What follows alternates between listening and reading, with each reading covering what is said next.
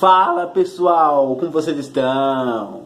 Sim, estou de volta, mais um vídeo para vocês, mais um vídeo aqui pro canal. Antes de começar esse novo vídeo, preciso fazer um parênteses aqui, tá? No vídeo anterior eu falei sobre algumas curiosidades, algumas coincidências entre YouTube e Paralamas do Sucesso. Falei das capas e cometi a indelicadeza de não falar o nome do garoto que aparece na capa do disco do YouTube, War.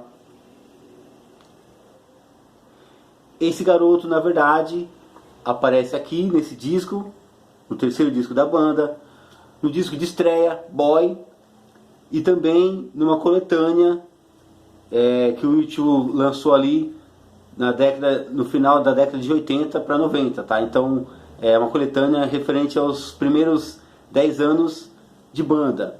O nome do garoto é Peter Howen, que na verdade era irmão de um conhecido da banda, tá? Eu editei o vídeo, acabei esquecendo de mencionar o nome do menino. Podia ter feito isso na descrição do vídeo? Sim, podia. Mas depois que o vídeo subiu, eu acabei não me atentando a isso, né? Esse detalhe que é importante. E achei que o vídeo também ficou muito curto. Faltou alguns detalhes, algumas informações adicionais que eu achei que eu poderia ter passado, tá? Então, para quem assistiu o vídeo, vai ver que o vídeo não tem nem 10 minutos. Para quem não viu, falei do menino da capa do disco do Paralamas, né, o Pedro Ribeiro, irmão do baixista Bi Ribeiro, e acabei cometendo essa indelicadeza, acabei me esquecendo de falar o nome do Peter Howen. Bom, agora sim, vamos para o próximo vídeo. A minha ideia era que o vídeo do YouTube tivesse parte 1 e 2, mas de alguma forma acabei não fazendo. E hoje a gente vai falar de mais algumas curiosidades, coincidências envolvendo o YouTube também. Só que a banda de hoje que a gente vai relacionar é o Barão Vermelho. Vamos começar, como eu sempre faço, pela ordem cronológica, sim. Nono disco do YouTube, Pop. Como o nome diz, representou uma sonoridade totalmente diferente do YouTube. A década de 90 foi a década em que o YouTube ousou um pouco mais, né, em termos de sonoridade. Esse disco, primeiro, o disco era para ter sido lançado em novembro de 96. Só que aí, o que aconteceu? Esse lançamento acabou sendo adiado, e aí era para novembro, aí ficou para dezembro, e acabou não acontecendo. Atrasou um pouco as gravações, e o disco acabou saindo, né, só em março de 97. O curioso é que, crente que o disco seria lançado na data prevista, o YouTube se antecipou em relação à turnê. Sim, o YouTube agendou uma turnê para o lançamento do disco, sendo que o disco eles não contavam, né, eles não contavam que o disco teria o seu lançamento atrasado. Então eles começaram a excursionar antes do disco ficar pronto, antes do disco ser lançado. Isso fez com que algumas apresentações não tivessem sido muito boas, porque como as músicas não estavam prontas, o público não conhecia ainda, né, as músicas. Como eu disse, a década de 90 começou para o YouTube de uma forma diferente. A banda estava flertando, né, já estava flertando com uma sonoridade nova, uma sonoridade diferente. Esse disco, como eu disse, só saiu em março de 97, mas as gravações começaram lá no final de 95, sim. Larry Miller Jr. teve um pequeno problema às costas. Isso fez com que ele se ausentasse um pouco, né, das sessões, né, de gravação. E alguns produtores, o YouTube teve os produtores diferentes nessa época. Então, e por conta disso, esses produtores vinham com ideias diferentes, né?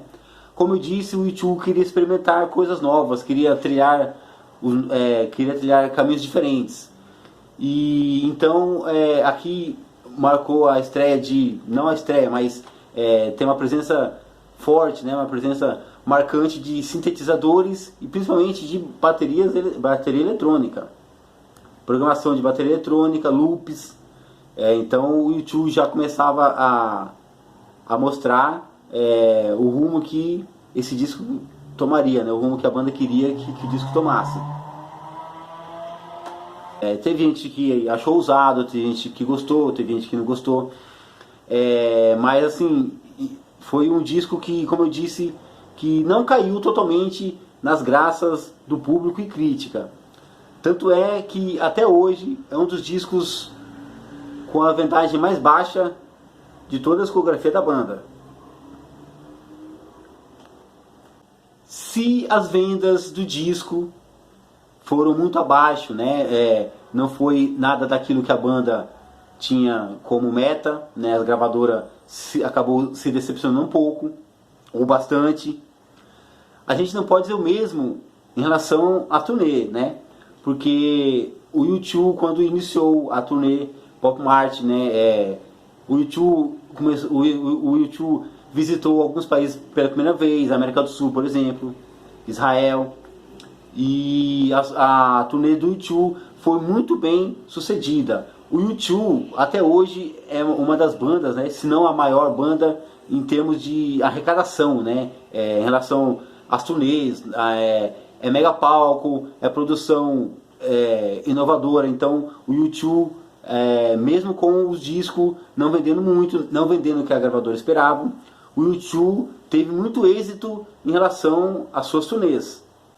Bono Vox, quando foi questionado sobre essa mudança de direção, né, a sonoridade, as letras, o Bono Vox disse que, na verdade, ele fazia referência ao que estava na moda, né, na época, né? A gente está falando ali do final ali da década de 90 para o início do ano 2000, né, para a virada de século. Então o Bono disse que o palco, né, principalmente, né, da turnê, fazia referência ao consumo pop, né, aos que os jovens estavam consumindo. O guitarrista The Edge chegou a dizer que esse disco é um disco muito difícil de ser definido. Sim, tamanho são as misturas, né, os elementos diferentes, os caminhos que a banda trilhou por aqui. Como se não bastasse isso, né, um disco difícil de ser definido, Bono disse que o disco era uma mistura ali entre o início de uma festa e um funeral. Da primeira à sexta faixa, uma festa, músicas pra cima, vibrantes, e da sétima à 12ª vai baixando um pouco a adrenalina, vai ficando um pouco mais calmo, um pouco mais sombrio, com letras totalmente diferentes, né? Fora isso, a música Staring at the Sun, particularmente uma das minhas músicas preferidas da banda, tocou muito, né, nos rádios, a MTV mostrava muito. Então foi um disco ali que, apesar de mostrar essa transição da banda, um caminho totalmente novo e diferente, para alguns fãs da banda, foi um disco onde eles começaram a conhecer o U2. Agora a gente vai para 98, ó. 11º álbum de estúdio do Barão Vermelho, sim. Como eu disse, lançado em 98, é um disco também que, assim como o disco do U2, o disco pop do U2, marcou uma fase pop, né, dançante na carreira do Barão Vermelho. Vale lembrar que a música Puro Êxtase, o primeiro single a ser lançado aqui, é até hoje uma das músicas mais tocadas do Barão, sem a presença do Cazuza. Sim, o Cazuza saiu do Barão em 85 e 13 anos depois, né, só em 98, o Barão teve uma música tão bem executada sem que o Cazuza estivesse na frente dos vocais. Disco que teve direção artística de Paulo Junqueiro e foi produzido pelo DJ Memê. Sim, Memê, que em 95 havia produzido um disco de relativo sucesso do Lulu Santos. O Lulu Santos ali também, no início, né, da década de 90, coincidentemente ou não, também mudou a cara do seu som, mudou a sua sonoridade, mudou os seus caminhos. E o Memê foi responsável por ter dado início a essa nova fase. Então aqui o Memê contribuiu para que o Barão Vermelho entrasse no mundo pop. Como eu disse que Puro Êxtase, uma das músicas mais tocadas, né, do Barão sem o Cazuza, Frejá explicou numa entrevista ao programa Marília Gabriela que ele teve o cuidado em mudar um pouco a letra, porque na verdade a música não é dele, a música é uma parceria do Guto Goff com o Maurício Barros. E inicialmente a ideia da música era falar de êxtase. Sim, exatamente, aquela droga que é muito comum nas noites, né, shows, festas, baladas. E só que o Frejá, quando foi gravar a música, ele teve o cuidado de mudar um pouco a letra para que a letra não tivesse sentido de apologia ao uso de drogas. Ele fala assim por êxtase, mas na última frase da música, na última parte da música, ele faz essa alusão aí ao êxtase. Então ele faz esse trocadilho entre êxtase e êxtase. Mas originalmente a ideia era que o Frejá cantasse puro êxtase. E o Frejá disse também que ele entendia muito bem a ideia, né, da letra, porque o Frejá era um cara que gostava muito da noite, de festas, apesar de não tomar drogas regularmente. Então o Frejá teve esse cuidado, né, em mudar a letra para que não gerasse polêmica e para que não soasse como apologia. O disco também não teve uma venda muito expressiva, né, em relação a toda a discografia do Barão. Mas tem uma música aqui que ela toca até hoje, né, é tocada até hoje, já foi regravada por outros grupos, né, de outros estilos, que é a música Por Você.